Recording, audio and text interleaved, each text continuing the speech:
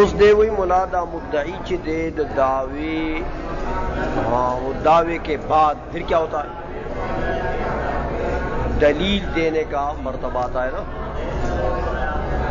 مدعی نے جب دعویٰ کر لیا، دعوے کی تفصیل آگے آ رہی ہے، تو مدعی کے بعد کیا ہوتا ہے؟ دلیل دے گا. اب دلیل جو ہے اس کی آپ پڑھ چکے ہیں کہ دو قسمیں ہیں. اگر وہ معلول سے استدلال کر رہا ہے علت پر تو دلیل انی ہے نا، دلیل تو دلیل انی اگر اس نے دی تو پھر اس مدعی کا نام بدل گیا. اب کیا نام ہو گیا؟ مستدل. حیثیت سے دیکھو نام بدل جاتا ہے. جب دعویٰ پیش کر رہا تھا تو اس وقت اس کا نام کیا تھا؟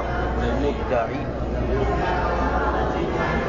جب استدلال کے مرتبے میں آیا اور دلیل انی دے دی، اب نام کیا ہو گیا؟ مستدل. وَإِنْ شَرَعَ فِي الدَّلِيلِ اللِّمِّي يُسَمَّى مُعَلِّلًا، اور اگر علت سے استدلال کرتا ہے معلول پر، دلیل لمی دیتا تو پھر اس کا نام کیا ہے؟ معلل. کہ استدلال من العلت کر رہا ہے، معلل. کہتے ہیں یہ تو حقیقی نام ہے اس کے مستدل جب دلیل انی دیتا، معلل جب دلیل لمی دیتا. لیکن کہتے ہیں ایک دوسرے کے معنی میں ان کا اطلاق ہوتا ہے. وہ جو دلیل لمی دے رہا نا اس کو بھی کبھی کبھی مستدل کہتے ہیں، جو دلیل انی دیتا ہے نا اس کو بھی کبھی کبھی معلل. مجازن ایک دوسرے کے،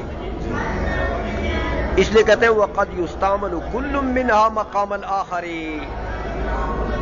مقام الآخر، تو جب مقام الآخر میں دوسرا استعمال ہو جائے، مستدل کو معلل کہہ دیں تو اب معلل کا کہتے ہیں اپنا معنی مراد نہیں ہوگا. سمجھئے؟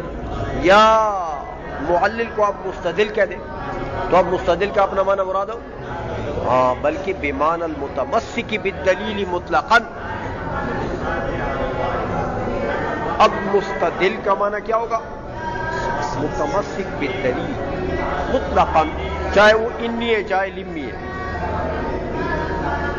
سمجھ آئیے؟ اچھا، یہ تو ہوا مدعی کی تعریف اور اس کی دو حیثیتیں. اب فرماتے ہیں وَالسَّائِلُ مَن نَّسَبَ نَفْسَهُ لِنَفْيِهِ. لنفی کی ضمیر کا مرجع نکالتے ہیں شارح، لنفی الحکم الذی ادعاہ المدعی. اور سائل اس کو کہتے ہیں کہ جس حکم کا مدعی نے دعویٰ کیا ہے، سائل وہ ہوگا جو اس کی نفی کے درپے ہو، جو اس کی نفی کے درپے ہوگا اس کو کہتے ہیں سائل. یعنی وہ مدعی کا خصم نہیں ہے، مدعی کا خصم اس کو کیا کہتے ہیں؟ سائل. لیکن بلا نصب دلیل علیہ، اپنی اس نفی کے اوپر دلیل نہیں دے رہا، کیونکہ نفی پر دلیل کی ضرورت نہیں ہوتی ہے. فعلى هذا يصدق على المناقض فقط. لہذا اب صرف جو نقض تفصیلی ہے نا، یہ سائل کی تعریف ہو، نقض تفصیلی جو کر رہا ہے یعنی منع کر رہا ہے، صرف اس پر صادق ہے بس.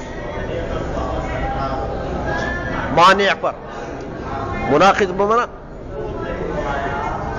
نقض تفصیلی سے جو نقض کر رہا ہے اس کو مناقض بھی کہتے ہیں، یعنی مانع ہے، وہ مانع. سمجھ میں آ گئی یہ؟ تو اس کو سائل کہتے ہیں کہ بھئی تم نے جو یہ دلیل دی ہے نا اس مدعا کے اوپر میں نہیں مانتا، یا دلیل کا جو وہ مقدمہ ہے نا وہ صغرا وہ نہیں مانتا، یا وہ جو کبرا ہے نا وہ نہیں مانتا، یا یہ جو نتیجہ آ گیا نا یہ نہیں مانتا میں، کیونکہ یہ نتیجہ غلط آیا ہے، وہ تمہارے فلاں شکل میں یہ شرائط ہیں اور یہ شرط اس میں نہیں ہے، سمجھائیے؟ تو یہ سب صورتیں منع کی آئی سمجھے۔ وقد یطلق علی ما هو اعم، کبھی سائل کا اطلاق ہوتا ہے کس پر؟ علی ما هو اعم، جو اس سے عام معنی ہے اس پر بھی۔ وہ کون ہے عام معنی؟ کہتے وہ هو کل من تکلم علی ما تکلم به المدعی، مدعی نے جس چیز پر تکلم کیا، یعنی مدعی نے جو دعویٰ کیا، ہاں، تو سائل اس کو کہتے ہیں جو اسی کے اوپر کلام کرے، اسی کے اوپر کلام کرنے کے اسی پر جرح کرے۔ تکلم کا مطلب کیا ہے؟ اسی کے اوپر جرح کرے۔ جرح کیسے کرے؟ من ان یکون اعم من ان یکون مانعا او ناقضا او معارضا، جرح جو ہے وہ منع کے طریقے سے بھی ہو سکتا ہے، نقض کے طریقے سے بھی، معارضے کے طریقے سے بھی، سمجھ آ گئی ہے؟ یہ صورتیں سب اس سب کو سائل کہتے ہیں، یہ عام معنی ہے اس کا۔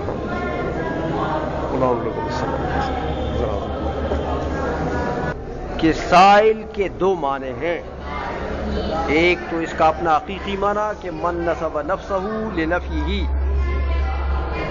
دوسرا اس کا مجازی معنی وقد یطلق، قد کو داخل کر کے یطلق کے اوپر اشارہ کر دیا کہ یہ معنی مجازی ہے، قلیل الاستعمال ہے۔ ہاں، عام معنی جو ہے کہ سائل جو ہے وہ معنی کو بھی کہتے ہیں، سائل جو ہے وہ ناقض کو بھی کہتے ہیں، نقض اجمالی کے ساتھ، کیونکہ معنی جو ہے وہ نقض تفصیلی سے جو ناقض ہے وہ معنی کے اندر آ گیا، معنی اور ناقض بنقض تفصیلی یہ دونوں ایک چیز ہے، آگے آ رہا۔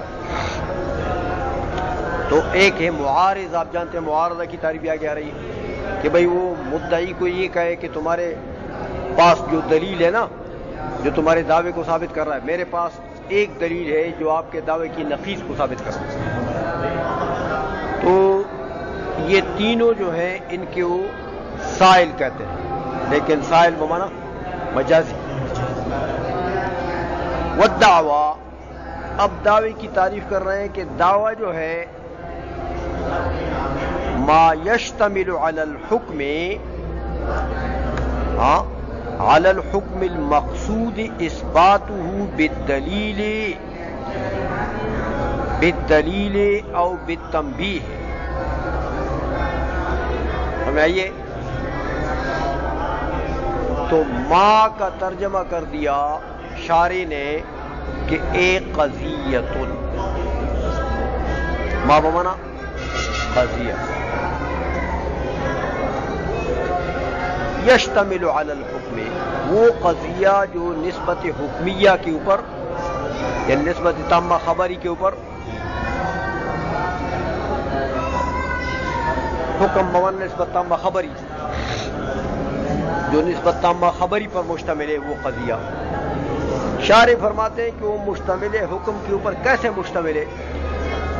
کہتے ہیں کہ دیکھو اشتمال الکل علی الجزء، جیسے کل کا اشتمال ہوتا ہے جز پر، قضیہ نسبت تامہ خبری پر ایسا مشتمل ہے، کیونکہ قضیہ کل ہے اور نسبت تامہ خبری اس کی جز ہے، ایک موضوع ہے، محمول ہے، نسبت تامہ خبری ہے، تو قضیہ نسبت تامہ خبری پر ایسا مشتمل ہے جیسے کل جز پر ہوتا ہے۔ سمجھائیے، یہ تو فرمایا کہ ما یشتمل علی الحکم المقصود، یہ متن ہے، ہاں، یہ اشتمال الکل علی الجزء یہ شرع ہے. علی الحکم المقصود اثباتہ بالدلیل او بالتنبیہ. ہاں اس حکم پر وہ قضیہ جو اس حکم پر مشتمل ہے جس حکم کا اثبات بالدلیل مقصود ہے مدعی کا یا بالتنبیہ مقصود ہے. تو چونکہ اثبات بالدلیل ہوتا ہے کس کا؟ نظریات کا. تو اگر وہ حکم نظری ہے تو اس کے اثبات کے لیے کیا کریں گے؟ دلیل دیں گے. اور اگر وہ حکم بدیہی خفی ہے تو پھر اس کے اظہار کی تنبیہ کے ساتھ نکال دیا اشارے نے. اب اظہارہ بالتنبیہ تو پھر اس کے خفا کے ازالہ کے لیے کیا کریں گے؟ تنبیہ پیش کریں گے. سمجھ گئی ہے؟ اچھا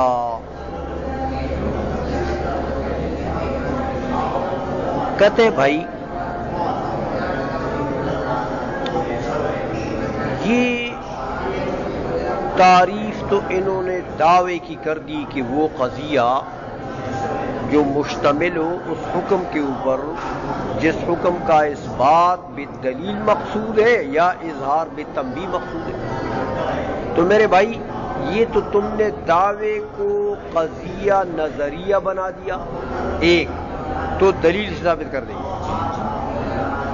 یا وہ قضیہ بدیہیہ خفیہ ہوگا تو پھر تنبیہ سے کریں گے.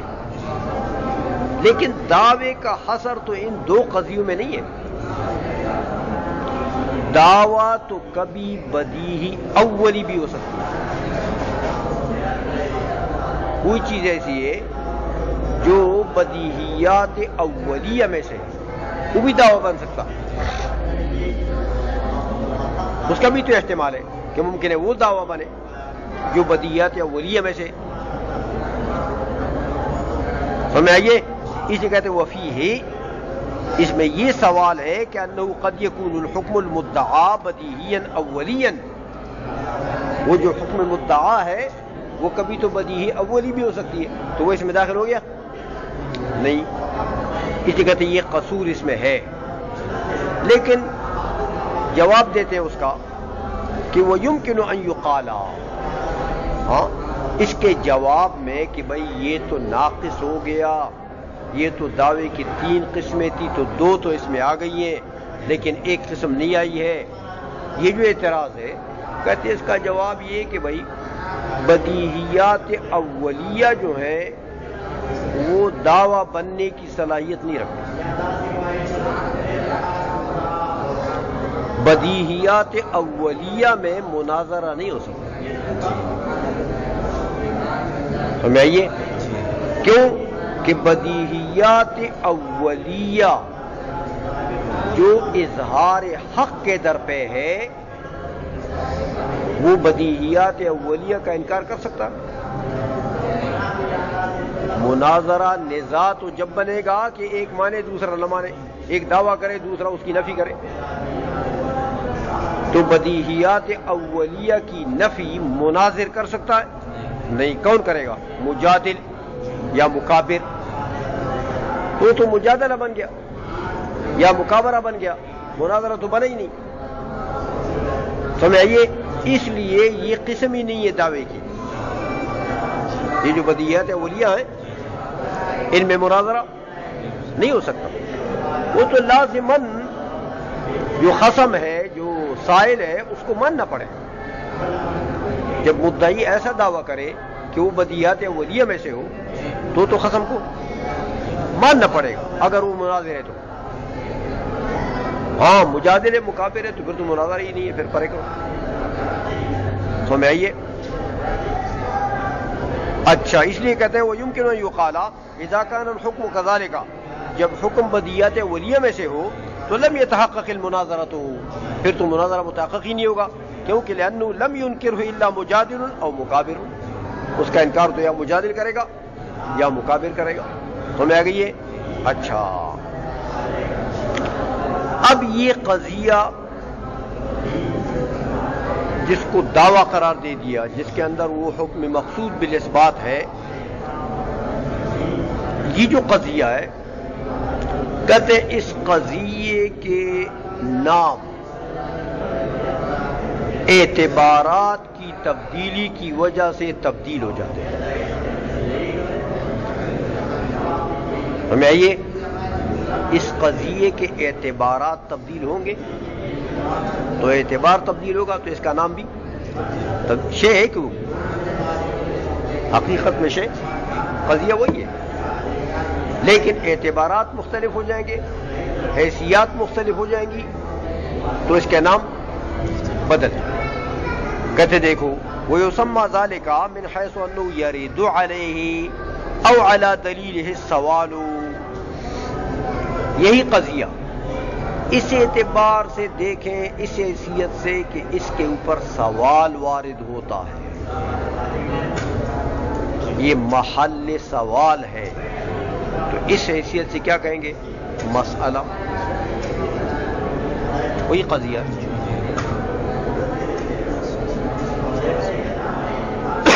مسئلہ بن گیا۔ اچھا،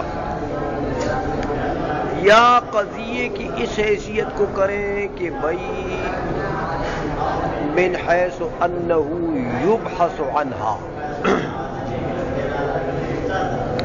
اس حیثیت کو دیکھتے ہیں کہ بھئی یہ قضیہ سے تو بحث ہوتی ہے، تو اس قضیے کا پھر نام کیا ہو گیا؟ مبحث۔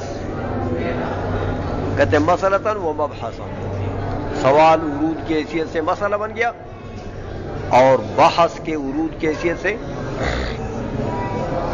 مبحث بن گیا۔ اچھا، ایک اور حیثیت ہے اس قضیے کا، کہتے ہیں یہ قضیہ اس حیثیت سے جب آپ دیکھیں گے کہ بھئی یہ تو مستفاد من الدلیل ہے۔ دیکھو آپ نے دعویٰ کیا اعلی محادث، دلیل دے لأنه متغیر وکل متغیر حادث، حد اوسط کو نکال دیا، کیا رہ گیا؟ اعلی محادث، یہی اعلی محادث ہوتا نا، تو وہ دلیل سے مستفاد ہوا کہ نہیں ہوا؟ حد اوسط کو جب آپ نے ختم کر دیا تو دلیل کے بعد دلیل سے آپ کے پاس کون سے اجزاء رہ گئے؟ یہی قضیہ اعلی محادثون والا، تو چونکہ دلیل سے بھی یہی مستفاد ہے، اس لیے اس کو کیا کہتے ہیں؟ نتیجہ کہتے ہیں۔ جو دلیل سے مستفاد ہو اس کو کیا کہتے ہیں؟ نتیجہ۔ سمجھ آ گئی ہے؟ ومن حيث أنه قد يكون كليا قاعدة وقانونا، اور اس حیثیت سے جب آپ دیکھتے ہیں کہ بھائی یہ تو قضیہ کلیہ ہے، قضیہ کلیہ ہے جو اپنی جزیات کے احکام کو محیط ہے، اپنی جزیات کے احکام کو، تو اس حیثیت سے اس کو کیا کہیں گے؟ قاعدہ، قانون۔ کیا کہیں گے؟ قاعدہ، قانون۔ اچھا، یہ تو مختلف حیثیات سے اس کے نام بدل گئے، سمجھ آ گئی ہے؟ اب کہتے ہیں کہ والمطلوب اعم من الدعوی، مطلوب کا جو لفظ ہے یہ دعوے سے عام۔ کیوں عام ہے؟ اس لیے کہتے ہیں مطلوب تو مطلوبی تصوری کو بھی کہتے ہیں۔ یہ جو آپ قول شارع اور معرف، اس قول شارع اور معرف سے آپ کا مطلوب کیا ہوتا ہے؟ وہ مطلوبی تصوری، وہ مجہول تصوری۔ تو مطلوب کا اطلاق جو ہے یہ کس پر ہوتا ہے؟ تصوری پر بھی ہوتا ہے۔ تو میں یہ تو دعوے کا اطلاق تصوری مطلوب پر ہوتا ہے، وہ تو قضیہ بتا دیا نا، کماہیت الانسان مثلا۔ ہاں، اس لیے کہتے ہیں مطلوب عام ہے، تصوری ہو اور تصدیقی یا تصدیقی ہو، مثل العالم حادث، وَيُسَمَّى مِنْ حَيْثُ أَنَّهُ مَوْضِعُ الطَّلَبِ. اس کو بس کرے میرے خیال.